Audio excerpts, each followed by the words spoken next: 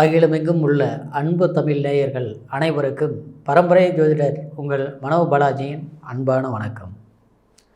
மகர ராசி அன்பு நேயர்களுக்கு சோபகிருது வருஷம் தை மாதம் 2024 ஜனவரி மாதம் 15ஆம் தேதி, அதாவது சதய நட்சத்திரத்தில் பிறக்கக்கூடிய தை மாதத்தில் உங்களுடைய மகர ராசி நேயர்களுடைய எந்த அளவுக்கு இந்த நவ கிரகங்களால் நன்மைகள் ஏற்பட போகுது. தை பிறந்தால் வழி பிறக்கும் அப்படின்னு சொல்லுவாங்க. ஏன்னா தமிழர்களுடைய பண்பாடு ரொம்பவுமே காலங்காலமாக கொண்டாடிட்டு இருக்கக்கூடிய இந்த தை திருநாள் அப்படிங்கிறது அது ஒரு மேன்மையான மாதம். ஏன்னா காலபுருஷ தத்துவத்தில் தை மாதத்தில் தான் சூரிய பகவான் மகரத்தில் உங்களுடைய ஜென்ம ராசியில் மகர ஜோதியாய் வெளிச்சம் காட்டக்கூடிய ஒரு மாதம்தான் தை மாதம். இந்த தை மாதம் பொறுத்த வரைக்கும் நமக்கு கடந்த காலங்கள் சில விதமான சிரமங்கள், பாதிப்புகள், கஷ்டங்கள், நம்மளுடைய முயற்சிகளுக்கு தகுந்த மாதிரி முன்னேற்றம் இல்லாமல் இருந்திருந்தாலும் இந்த தை மாதத்தில் இருந்து நிச்சயமாக உங்களுக்கு ஒரு மேன்மையை கொடுக்கக்கூடிய ஒரு மாத நிலையாய் அமையணும் அப்படிங்கிறத இந்த தை பொங்கல் நல் வாழ்த்துக்களோட உங்களுடைய பலன்களை இப்போ நம்ம பார்க்க போகிறோம். முதல்ல பார்க்குறவங்களா இருந்தீங்கன்னா சப்ஸ்கிரைப் பண்ணி பெல் பட்டன் அழுத்தி ஆல் ஆப்ஷன் கொடுங்க. இது வரைக்கும் தொடர்ந்து இணைந்து எனக்கு ஆதரவு கொடுத்துட்டு இருந்த அனைவருக்கும் மனமார்ந்த நன்றி. மகர ராசினால உழைப்பாளிகளின் ராசி, மேன்மையானவங்கள் ராசி, அடுத்தவங்களுடைய பிரச்சனைக்கு போகாதவங்க, எந்த சூழ்நிலையிலும் தன் வேலை தான் செய்யணும் அப்படின்னு நினைக்கக்கூடியவங்க. ஏன்னா உங்களுடைய ராசி அதிபதி சனி பகவான். சனின்னா உழைப்பாளி, அதாவது ஒரு தொழிலுக்கு காரகனே சனி பகவான் தான். அந்த ராசியில் பிறக்கக்கூடியவங்க நீங்கள் எப்படி இருப்பீங்க? உழைப்பாளியாக இருப்பீங்க. கஷ்டம் பிறந்ததிலிருந்து கஷ்டம், எத்தனையோ கஷ்டங்கள் அனுபவிச்சிருப்பீங்க. நீங்கள் ஒரு பெரிய கோடீஸ்வரர் வீட்லேயே பிறந்திருந்தா கூடங்க உண்மையிலேயே நீங்கள் உழைப்பாளி தான் நீங்கள் உயர்ந்துட்டுருப்பீங்க. இல்லாதவங்க வீட்லேயே பிறந்திருந்தா கூட தன்னுடைய முயற்சியால் தான் நீங்கள் ஒரு நல்ல நிலைக்கு வந்திருப்பீங்க. இது உண்மைங்க. ஏன்னா மகர ராசியில் பிறந்தவங்க அதுதாங்க. எப்போவுமே பின்னால் இருந்து ஒருத்தர் பேசுகிறாங்கன்னு நீங்கள் கண்டுக்கவே மாட்டீங்க. தனக்கு முன்னால் யார் வந்து பேசினாலும் பதில் கொடுப்பீங்க. யாரும் பேச அளவுக்கு வரமாட்டாங்க. ஏன்னா நீங்கள் நேர்மையாக இருப்பீங்க. நீதிமான் சனி பகவானுடைய ராசியில் பிறந்தவங்க. ஆனால் இந்த ராசியில் பிறந்தவங்க உங்களுக்கு இந்த தை மாதத்தில் கிரக அமைப்புகள் பார்த்துட்டா உங்களுடைய ஜென்மத்திலேயே சூரிய பகவான், அதே மாதிரி 2ஆம் இடத்தில் சனி பகவான், 3ஆம் இடத்தில் ராகு பகவான், 4ஆம் இடத்தில் கேது பகவான், குறிப்பாக உங்களுடைய ராசிக்கு 9ஆம் இடத்தில் கேது பகவான், 11ஆம் இடத்தில் சுக்கிர பகவான், 12இல் சூரியன் செவ்வாய் இருக்கக்கூடிய நிலையில்தான் இந்த தை மாதம் பிறப்பு ஏற்பட போகுது. இந்த நிலை உங்களுக்கு கண்டிப்பாக சாதகமா பாதகமா அப்படின்னா உண்மையிலேயே சாதகம் தாங்க. ஏன்னா ஜென்மத்தில் சூரியன் இந்த மாதம் முழுதாக இருந்து உங்களை ஆட்சி பண்ணும்போது நீங்கள் கடந்த காலத்தில் இந்த 5 வருஷ காலகட்டத்தில் நீங்கள் ஒரு விதமான சிரமங்கள் படலை. ஒன்று பொருளாதாரத்துலேயும் நீங்கள் பாதிக்கப்பட்டிருப்பீங்க.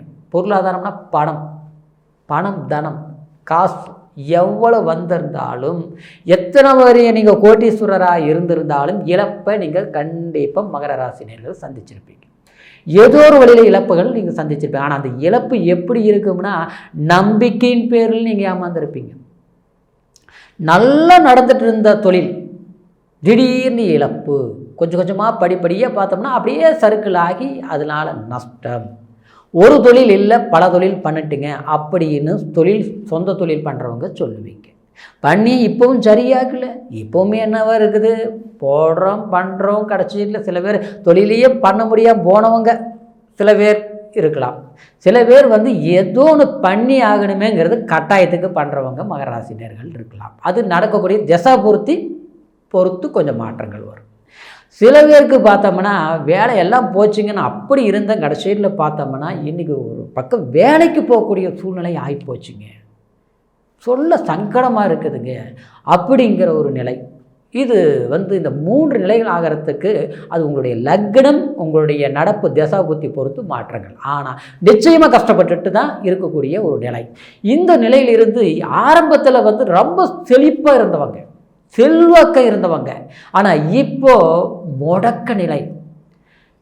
எங்கே போய் வேலை செஞ்சாலும் அந்த இடத்துல ஒரு பிரச்சனை.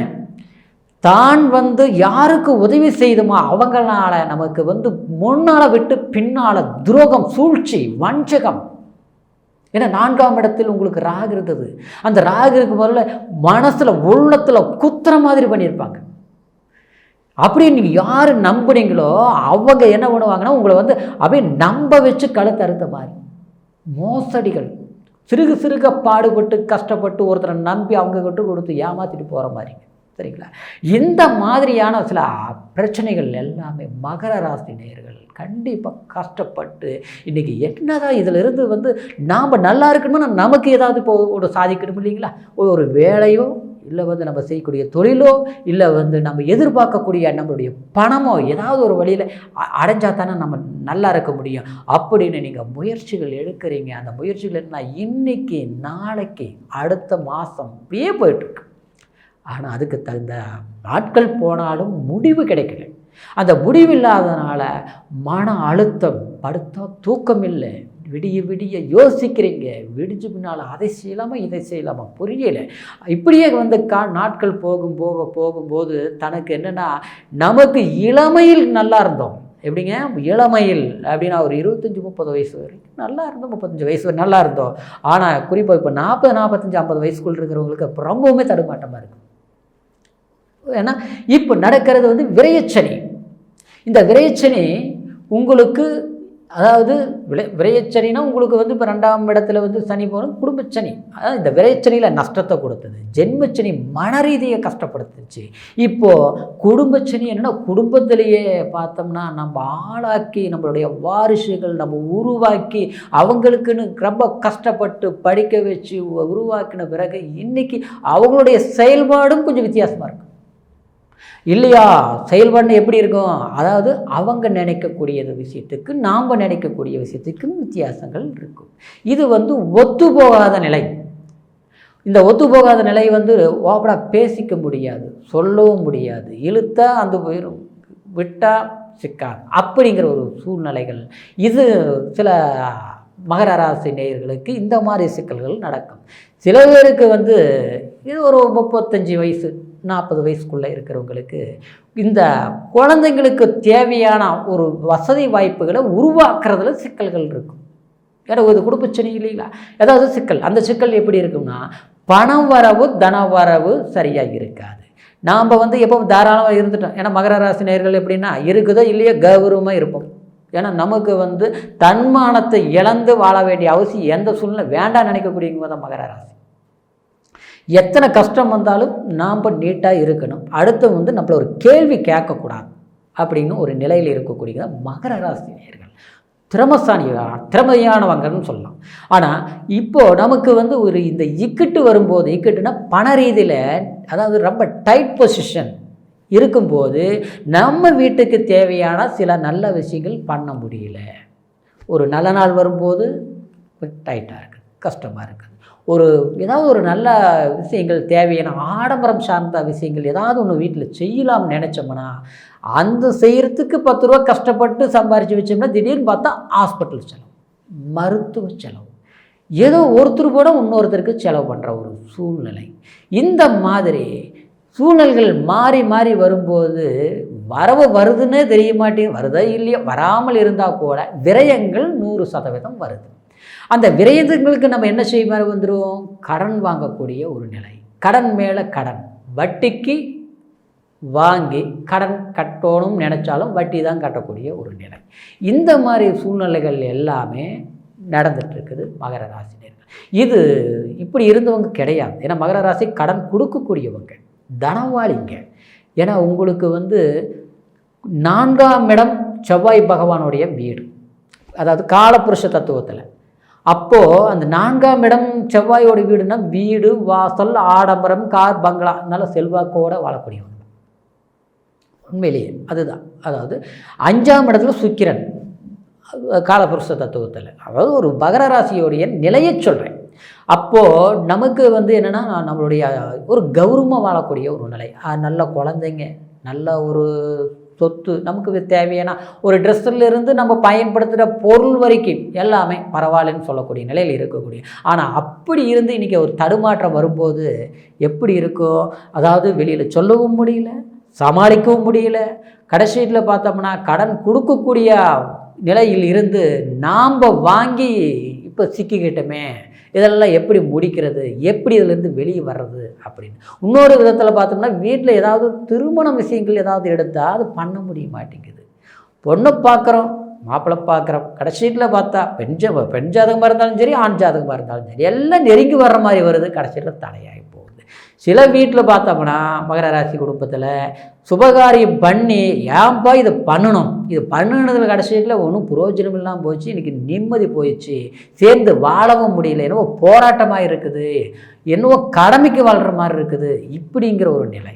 இது எல்லாமே கடந்த காலத்தில் நடந்து இப்போது நடந்துட்டு இருந்தாலும் உங்களுடைய ஜென்மத்தில் சூரியன் வந்ததனாலையும் சரிங்களா, நிச்சயமாக உங்களுக்கு ஒரு சுப நிகழ்வு அப்படின்னா நம்மளுடைய பிரச்சனைகளுக்கு ஒரு தீர்வு. இது நமக்கு கிடைக்காத வழியா, இது வரைக்கும் நல்லது நடக்காத ஒரு நிலையில் எல்லாருக்கும் நல்லது நடக்குது, நம்ம கூட வர்றவங்களுக்கெல்லாம் நல்லது நடக்குது, நம்ம ஒரு ஐடியா கொடுத்தா அவங்களுக்கு நல்லது நடக்குது, நம்ம எதிரியாக நினச்சி நம்மளை எதிரியாக நினச்சவங்கெல்லாம் நல்லா இருக்கிறாங்க, நாம் நல்லது பண்ணணும், ஆனால் அவன் நம்மளை எதிரியாக பார்க்குறாங்க, ஆனால் அப்படியேப்பட்டவங்க முன்னால் நாம் அவமானப்பட்டுருவோமா அப்படின்னு நினச்சிருந்த உங்களுக்கு கண்டிப்பாக அவங்களுக்கு முன்னால் நீங்கள் வாழ்ந்து காட்டுவீங்க, ஜெயிச்சு காட்டுவீங்க. ஜென்ம சூரியன் கண்டிப்பாக ஒரு மாற்றத்தை கொடுக்கும். நீங்கள் யாருங்கிறது மற்றவங்களுக்கு காட்டக்கூடிய ஒரு நிலை இந்த தை மாதத்தில் இருந்து உங்களுக்கு ஏற்படும். அதே சமயம் 3ஆம் இடத்தில் இருக்கக்கூடிய, ஏன்னா கடந்த காலத்தில் இந்த 4ஆம் இடத்தில் ராகு இருந்தால் வீட்டு பிரச்சனைகள், வீடு, தனம், சுகம், மன நிம்மதி, மருத்துவம், சில பேருக்கு ஆரோக்கியம் சரியில்லாமல் போயிருக்கும், வண்டி வாகன போக்குவரத்தில் பிரச்சனைகள் வந்திருக்கும், ஒருத்தருக்கு பார்த்தோம்னா வீடு வாங்கி பிரச்சனைகள், வீடு கட்டி பிரச்சனைகள், ஒருத்தர் கடைசியில் அது எதை விற்றுட்டு போனோம்னாலும் அதுவும் பண்ண முடியாத ஒரு நிலை. இப்படி ஆக மொத்தத்தில் எல்லாம் நல்லது கெட்டது எல்லாமே மிக்ஸ் ஆகி ஜாயிண்ட் ஆகி எது எப்படி ரிலீட் பண்ணுறது தெரியல, எது எப்படி சரிப்படுத்துறதுன்னு தெரியல, ஒன்றும் வேலையில் பார்த்தாலும் சிக்கல், இதெல்லாம் எப்படி தான் தீரும்னு இருந்தால் உங்களுக்கு அந்த ராகு 3ஆம் இடத்துக்கு பெயர்ச்சி ஆச்சு. இப்போது இந்த தை மாதத்தில் பொறுத்த வரைக்கும் ஜென்மத்தில் இருக்கக்கூடிய சூரிய பகவானால் நிச்சயமாக உங்களுக்கு 4ஆம் இடத்தில் இருக்கக்கூடிய குரு பகவான் 12ஆம் இடத்தில் விரயஸ்தானத்தை பார்க்கறதுனால கண்டிப்பாக சுப செலவு, சுப விரயம், ஒரு சிக்கலில் தீர்க்கக்கூடிய ஒரு நிலை, ஒரு கடன் வாங்கி ஒரு நன்மையை நல்லதை செய்யக்கூடிய ஒரு நிலை, ஒரு இக்கட்டான இடத்துல கடன் வாங்கின பிரச்சனையை அது தீர்வு காண வேண்டிய ஒரு வாய்ப்பு, புரியுதுங்களா? இதெல்லாமே ஏற்படும், சுப நிகழ்வுகள் ஏற்படும், கல்யாணம் பண்ணுறது, வீடு கட்டுறது, நல்ல விசேஷங்கள் ஏற்படுத்தக்கூடிய ஒரு தன்மை கண்டிப்பாக உங்களுக்கு மகர ராசி அன்பு நேயர்களுக்கு நெஞ்சம் போல் மகிழ்ச்சி கொடுக்கக்கூடிய தை மாதமாக உங்களுக்கு அமையும். அதே மாதிரி புத்திரபாகியம், சில பேருக்கு பார்த்தோம்னா கல்யாணம் பண்ண பிறகு புத்திரபாகியம் இல்லை, அப்படியே 2 மாதம் 1 மாதம் கொடுத்தாலும் அது என்னவோ போயிடுது அப்படின்னு சில நிலைகள் வந்திருக்கு. ஏன்னா 2ஆம் இடத்துல வேறு பார்த்துட்டோம்னா சரிங்கிறதுனால மன நிம்மதி இல்லாத, உடல் சௌபாகிய அமைப்பு இல்லாமல், ஒரு மருத்துவத்தை பார்த்தாலும் சரியான தீர்வு கிடைக்காமல், ஒரு தெய்வ வழிபாடே பண்ணால் கூட எத்தனை சாமி கும்பிட்டு நமக்கு ஒரு நல்ல வரம் கொடுக்கலையே, புத்திரபாகிய அமைப்பு கூடி வரலையே, தடையாகவே இருக்குது, இது எப்போ தான் கிடைக்கும் அப்படின்னு ஏக்கத்தோடு எதிர்பார்த்துட்டு இருந்த சில நேயர்களுக்கு நிச்சயமாக இந்த தை மாதத்தில் சுபமான புத்திரபாகியம் தடப்பட்டவங்களுக்கு கண்டிப்பாக புத்திரபாகியம் கொடுக்கும். இந்த நவகிரகங்கள் அமைப்பு இது என 4ஆம் இடத்தில் குரு சௌபாக்கியம் அமைப்பு அற்புதமாக ஏற்படும். இந்த நிலை இருப்பதனாலையும் அடுத்தது 9ஆம் இடத்தில் கேது பகவான் சஞ்சரிக்கக்கூடிய ஒரு காலகட்டமாக இருக்கிறதுனாலங்க நீங்கள் குடும்பத்தில் சில தடைகள், முன்னோர்களுக்கு அது பண்ணல இது பண்ணல, ஏதோ ஒரு குறைகள் இருக்குது, ஒருத்தருக்கு அதாவது வயதானவர்களுக்கு செய்ய வேண்டிய சாங்கிகள் செய்யாமல் அப்படின்னா காலங்கடந்து இப்போ கிடையாது, காலங்கடந்து நம்ம தாத்தா வழியிலையோ இல்லை அப்பா வழியிலையோ இல்லை நம்ம முன்னோர்கள் வழியிலையோ பண்ணாமல் இருந்து உங்களுக்கு தெரிந்திருந்தால் நிச்சயமாக இந்த தை அமாவாசைக்கு, ஏன்னா மகர ராசினியர்கள் இப்போ 9ஆம் இடத்துல கேது பகவான் இருக்கிறதுனால பித்ரு பரிவர்த்தனை பண்ணுங்கள். ஒரு ஆற்றங்கரை, ஒரு குளத்துக்கரை, ஒரு ஆறு, ஏரி, குளம், குட்டை எங்கேயா இருந்தாலும் பரவாயில்ல, அது முன்னோர்களுக்கு ஒரு பிண்டம் கொடுத்து ஒரு பரிகாரம் செய்துக்கோங்க. வாய்ப்புகள் கிடைத்தால் ராமேஸ்வரம் போயிட்டு வாங்க, அப்படி இல்லைன்னா கூடுதுறை கொடுமுடி, அதுக்கு ஆலயங்கள் ரொம்ப இருக்குது சரிங்களா. நீங்கள் அது மாதிரி பரிகாரம் பண்ணுங்க. உங்கள் மகர ராசிக்கு இந்த ஜென்ம நிமோஷனம் கண்டிப்பாக கிடைக்கும்.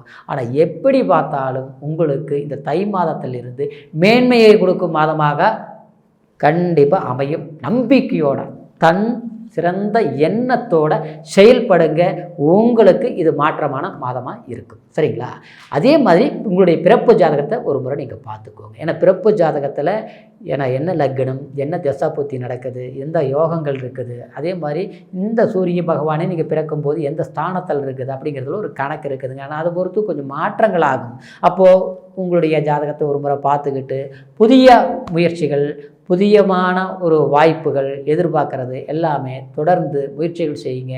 உங்களுக்கு இந்த தை மாதம் சிறப்பான மாதமாக உங்களுக்கு அமையறதுக்கு வாய்ப்புகள் இருக்கிறதுனால, அதே மாதிரி உங்களுடைய ஜாதகத்தை பார்க்கணும் அப்படின்னு எங்கிட்ட பார்க்கணும்னு நினச்சிங்கன்னா கீழே இருக்கிற நம்பருக்கு ஃபோன் பண்ணி உங்களுடைய பிறந்த தேதி, பிறந்த நேரம், பிறந்த ஊர் எவ்வளோ தூரத்தில் இருந்தாலும் பரவாயில்ல, ஆன்லைன் மூலியமாக கூட பார்த்துக்கலாம். பொறுப்பான முறையில் இனிமேல் என்ன செய்யலாம், எது செய்யலாம், எப்படி செய்யலாம் அப்படிங்கிறது உங்களுடைய பிறப்பு ஜாதகத்தை ஒரு முறை பார்த்துக்கோங்க சரிங்களா. பார்க்கணும்னு நினச்சா சரிங்களா. அப்படி இதே சமயம் உங்களுக்கு இந்த தை மாதம் உங்களுக்கு சிறப்பான மாதமாக அமையணும் அப்படிங்கிற இந்த பொங்கல் நல்வாழ்த்துக்களோட மீண்டும் அடுத்த பதிவில் உங்களை சந்திக்கிற வரைக்கும் மனமார்ந்த நன்றி, வணக்கம்.